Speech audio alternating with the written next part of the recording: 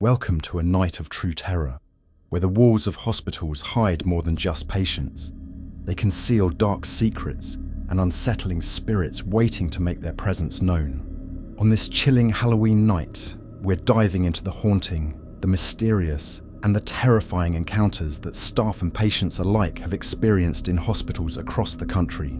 These stories aren't just myths or ghostly rumors. They're true tales of spine-chilling encounters with the supernatural. So turn off the lights, settle in, and prepare yourself for 3 true Halloween night hospital horror stories. Because sometimes, the real terror comes from what you can't see. The first story is about the haunting at night shift. It was Halloween night, and the hospital was oddly quiet. Normally bustling with activity, tonight there was a strange stillness in the air. An eerie calm that settled over the building like a dark cloud. Jane, a nurse who had worked the night shift for years, couldn't shake the feeling that something was off. She had worked countless Halloween nights before, but something about this one felt different. Spooky.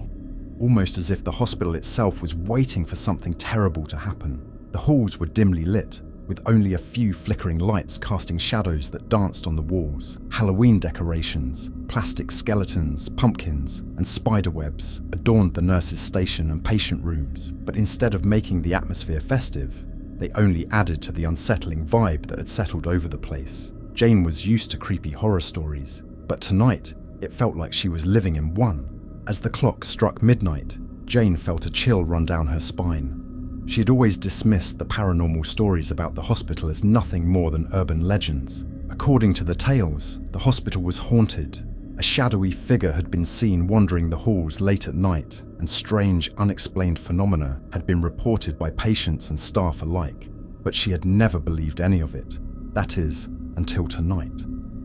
Jane was alone at the nurse's station, reviewing patient charts when she heard it. A faint whisper, almost like someone was calling her name. She froze, her heart racing as she listened. The whisper came again, this time louder, and she could have sworn it was coming from down the hallway.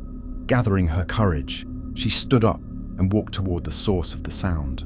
The hallway was long and empty, with only the sound of her footsteps echoing against the walls. But the further she walked, the more she could feel an unsettling presence around her.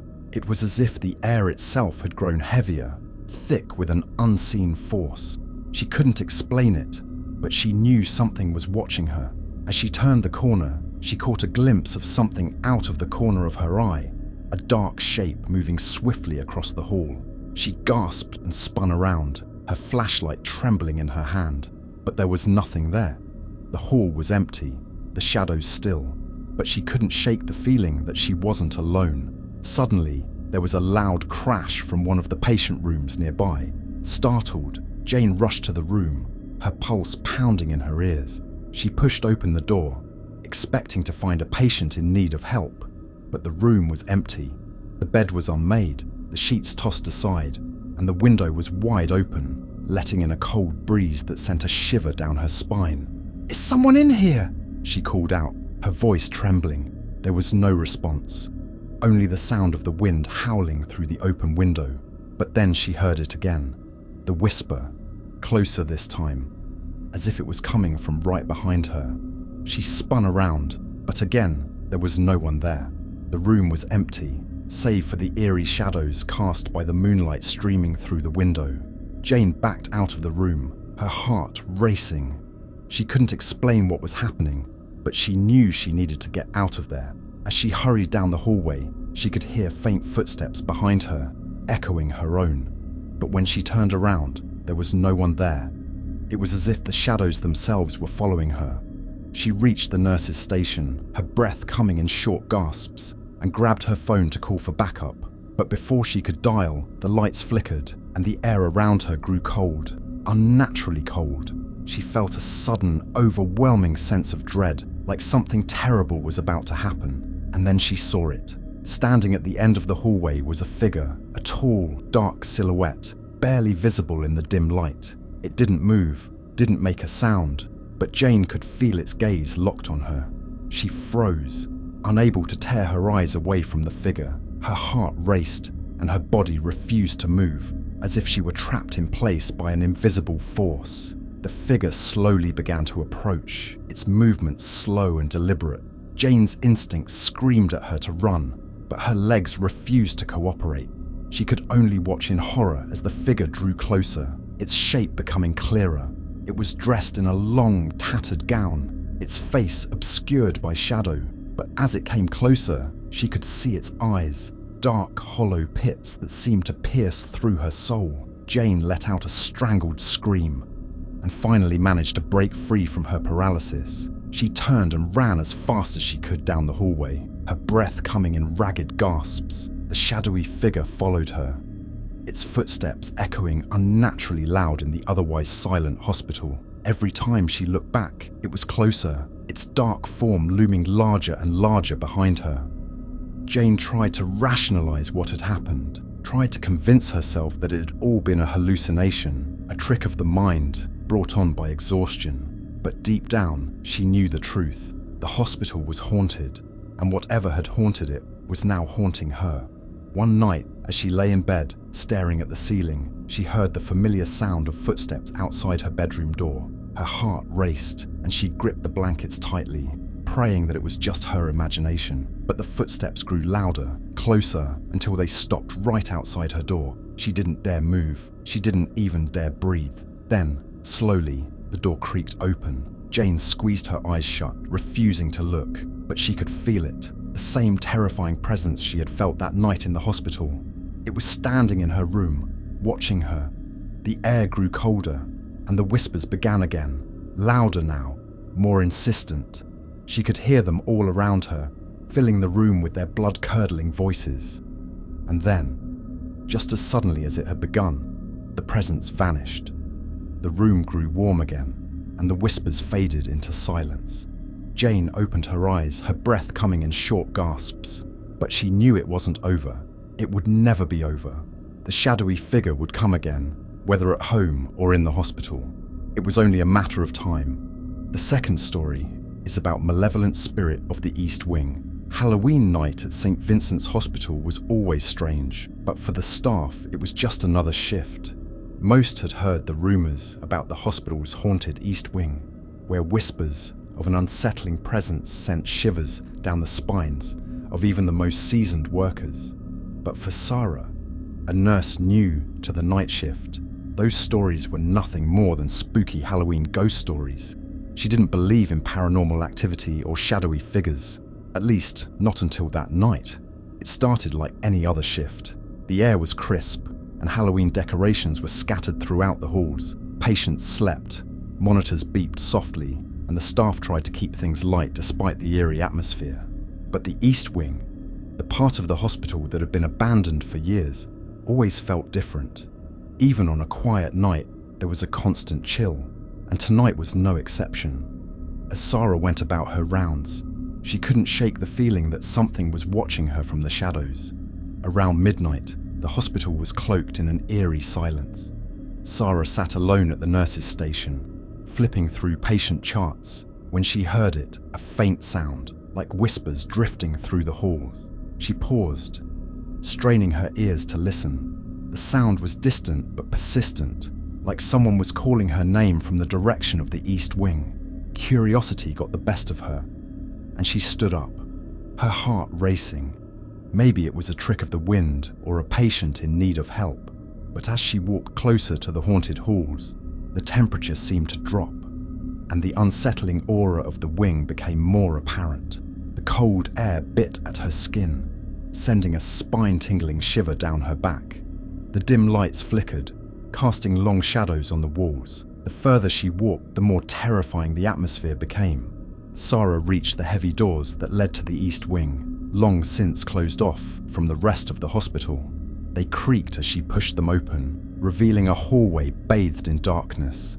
Her flashlight's beam barely cut through the thick gloom, casting ominous shadows on the crumbling walls. She felt an overwhelming urge to turn back, but something, perhaps a mix of curiosity and pride, kept her moving forward. As she ventured deeper into the wing, the air grew colder, and the whispers became clearer.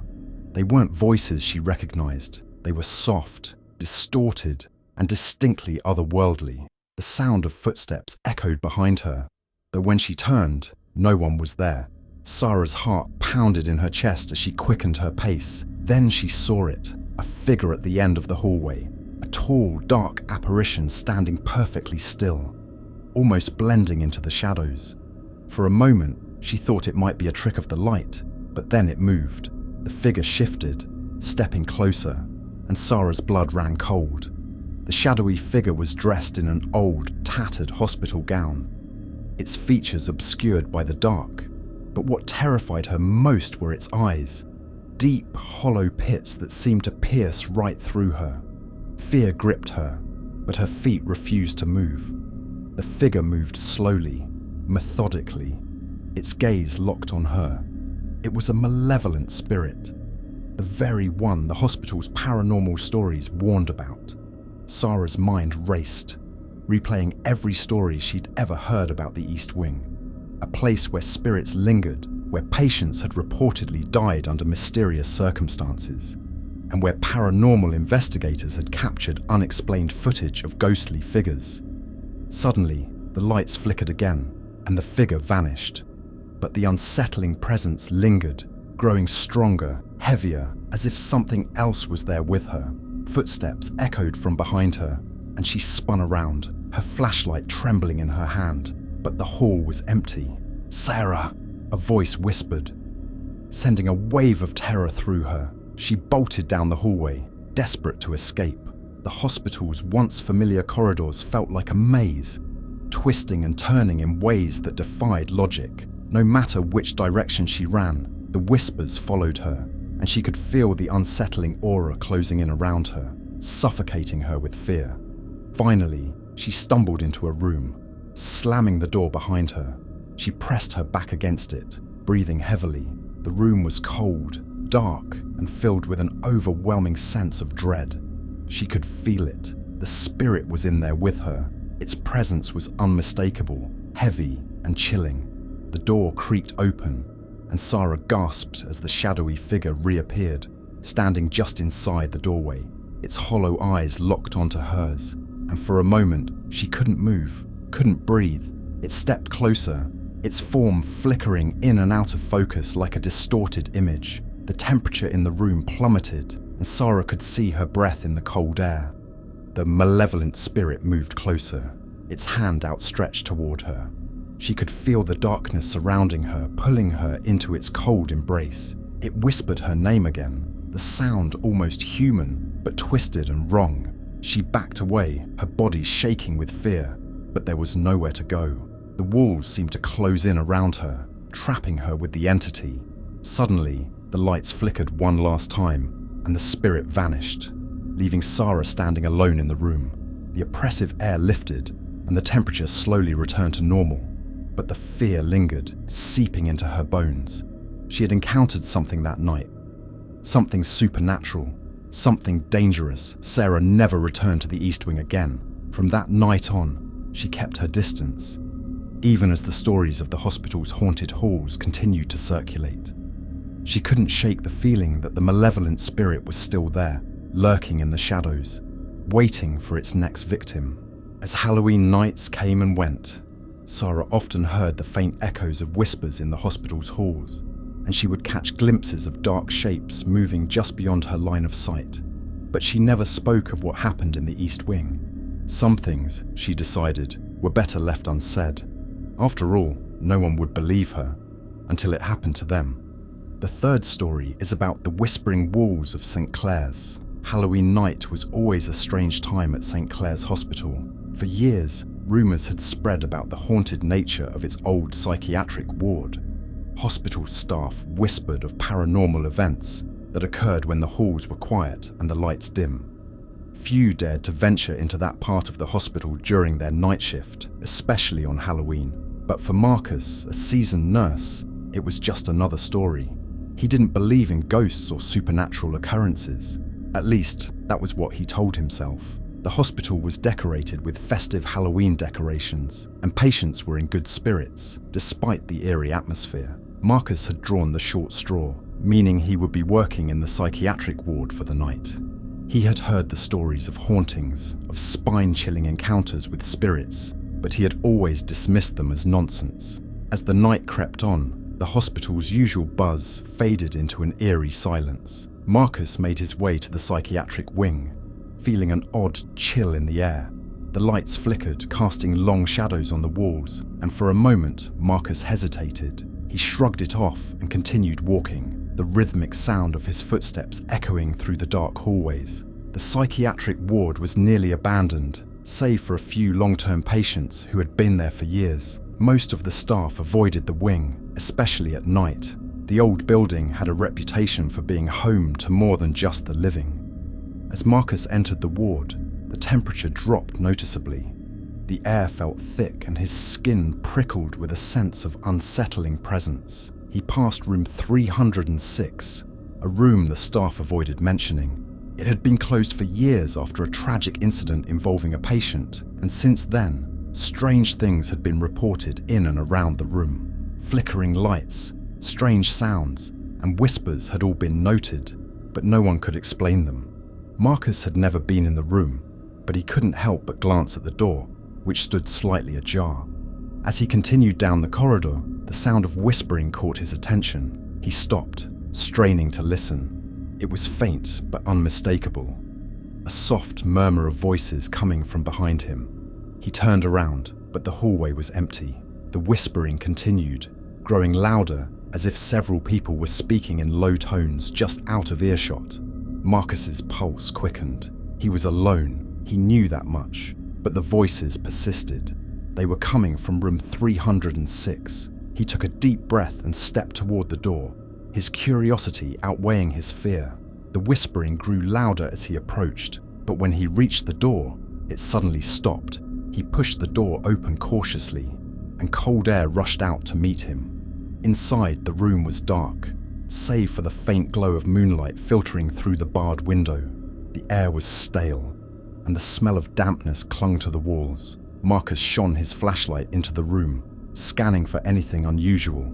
There was nothing but an old bed frame and peeling wallpaper. But then, the door slammed shut behind him with a deafening bang. Marcus jumped, his heart pounding in his chest. He rushed to the door, but it wouldn't budge. Panic began to set in as he pulled and twisted the handle, but it was as if something was holding it shut. And then, the whispers returned, louder now, as if they were all around him. He spun around, his flashlight darting across the room, but he saw nothing. The sound was growing louder, and Marcus could hear distinct words now, words that made his skin crawl. "Leave," they hissed. "This is our place." His heart pounded as he fumbled with his radio, but the static crackle was the only response. The air grew colder, and Marcus could see his breath in the chilling room. He was trapped, alone with whatever ghostly presence lingered there. Then, from the corner of his eye, he saw movement. A shadow darted across the far wall, vanishing into the darkness. Marcus froze, his eyes scanning the room frantically. The shadow reappeared, drifting across the room like a dark cloud. He followed it with his flashlight, but the beam passed through it, as if it wasn't really there. A shadowy figure began to materialize in the center of the room. It was faint at first, a misty form that gradually took on the shape of a person. The figure stood still, its face obscured by the shadows, but the unsettling presence it emitted was palpable, almost suffocating. Marcus tried to back away, but the door was still locked. The figure floated toward him, its movements slow and deliberate. He could feel its malevolence, its intent to harm him. The whispers surrounded him now, a cacophony of voices telling him to leave, to never return. Just as the figure reached him, the lights flickered violently, and the door suddenly flew open.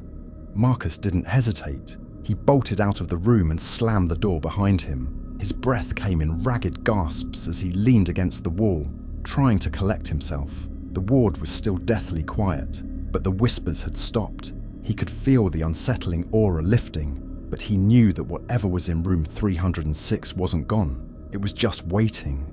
He radioed for help, but when his colleagues arrived, they found nothing unusual. The door opened easily and the room appeared empty, just as it had before. But Marcus knew the truth. He had encountered something beyond explanation, something supernatural. He requested to be transferred out of the psychiatric ward after that night, and he never returned to the East Wing again. But the memories of that Halloween night haunted him. The shadowy figure, the whispers, the malevolent spirit, they were all real. And every year, on Halloween night, the hospital staff would hear strange sounds, see flickering lights, and catch glimpses of figures in the shadows near room 306. Some even claimed to hear Marcus's name being whispered by the walls, as if the spirits hadn't forgotten him. Whatever haunted St. Clair's, it was clear that the hospital's dark past wasn't going to stay buried.